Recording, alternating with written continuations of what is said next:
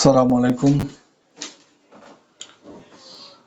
দলিলের উৎস কর 2% বর্তমানে চালানের মাধ্যমে জমা দিতে হয়।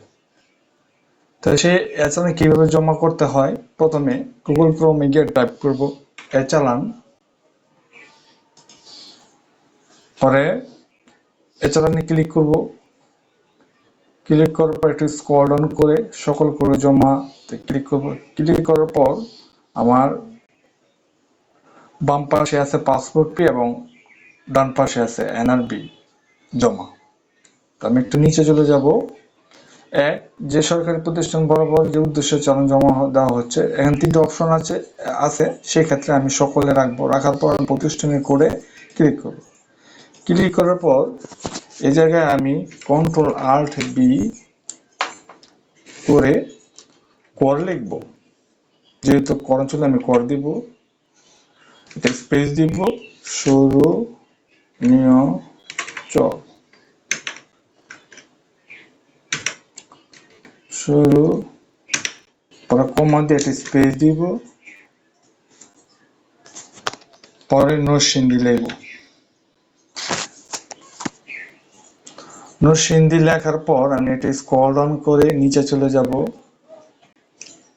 করিমগঞ্জ, পদ্মশ্রী রেঞ্জ 4, নরসিংদী। সেক্ষেত্রে আমি একটু নিচে ক্লিক করব। নিচে ক্লিক করার পর এই জায়গায় আমি লিখে দিব, যেহেতু 4টা অপশন আছে, সেক্ষেত্রে আমি নিচে চলে যাব। Income tax payable by individual, মানে ব্যক্তি কর্তৃক দেয় কর। এই জায়গাটা ক্লিক করব। ক্লিক করার পর আমার মোট মূল্যের 2%, ধরুন 5 লাখ, আমি 2% নাই 20,000 টাকা, 20,000। তারপর এই জায়গাতে ক্লিক করব। ক্লিক করার পর যেহেতু 3 নম্বর অপশনে আছে, যে ব্যক্তি প্রতিষ্ঠানের পক্ষ হইতে অর্থ জমা দেওয়া হচ্ছে, ধরুন আমি কোন ব্যক্তিকে দিব না, দিব সরকারি প্রতিষ্ঠানে।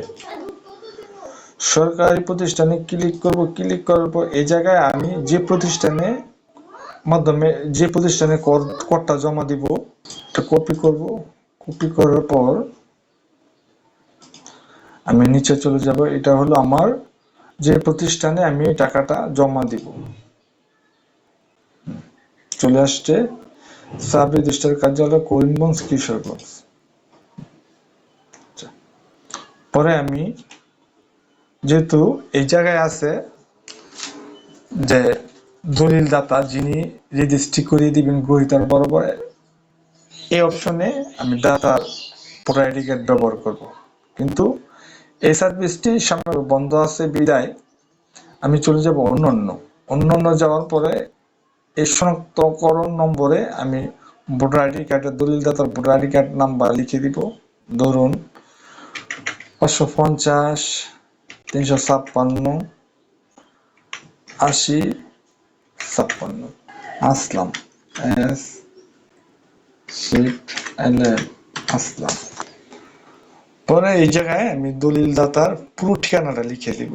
আমি শুধু দেখার সাথে লিখে ভিডিওটা লম্বা করলাম না। পরে এই জায়গায় লিখে দিব দলিল দাতার মোবাইল নাম্বার 0132056 থাকলে আমি এই জায়গায় একটা ইমেল ইউজ করতে পারি যদি থাকে। এখন 5 নম্বর অপশনে আছে কিভাবে অর্থটা পেমেন্ট করব। তো অনলাইন ব্যাংকিং, এই জায়গায় মোটামুটি অনেকগুলো ব্যাংক আছে। তো যদি আমাদের ব্যাংক না থাকে, মোবাইল থাকে, আমি চাইলে মোবাইল ব্যাংকিং এর মাধ্যমে অর্থ পরিশোধ করতে পারবো। যেমন ধরুন বিকাশ, নগদ, রকেট। যদি অল্প পরিমাণ টাকা হয় তাহলে মোবাইলে পেমেন্ট করাটাই উত্তম। যদি আপনার কাছে কার্ড থাকে সেক্ষেত্রে যেমন ভিসা, মাস্টার, আমেরিকান এক্সপ্রেস বা ডাচ বাংলা ব্যাংক, কার্ডের মাধ্যমে পেমেন্ট করতে পারবেন।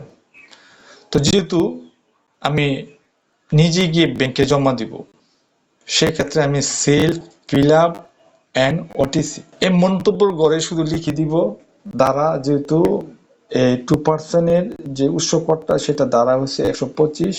তো Ctrl+Alt+B আমি আবার বাংলা করে নিব, যেহেতু বাংলা কথা লিখে দিব দ্বারা 125 বা 25 তারপর সংরক্ষণে ক্লিক করে দিব, হ্যাঁতে ক্লিক করব, পরে আমি দেখব। ধরুন এরকম একটা ফর্ম আসবে, একটা ফর্ম থাকবে গ্রাহক কপি, একটা ব্যাংক থাকবে ব্যাংক কপি। তো আমি চাইলে যদি আমার কাছে প্রিন্টার থাকে তো সরাসরি প্রিন্ট করতে পারবো, প্রিন্টার অপশন। আর যদি আমার কাছে আমি ডাউনলোড করে নিব, ডাউনলোড করার জন্য আমি ডাউনলোডে ক্লিক করলাম, ডেস্কটপে রাখলাম, একটা নাম দিলাম কর, ডেস্কটপে রাখলাম, রাখার পর আমি চলে গেলাম, ক্লোজ করে দিলাম, পরে করে ক্লিক করলাম। দেখুন ঠিক এইরকমই চাইলে আপনারা এভাবে কাজ করতে পারেন। তবে কেয়ারফুল, যার যার প্রতিষ্ঠানের কোড এই জায়গায় ব্যবহার করবেন। আমি জাস্ট শুধু ভিডিওটার প্রসেসিংটা কিভাবে করতে সেটা দেখালাম। তো সবাই ভালো থাকবেন। আসসালামু আলাইকুম।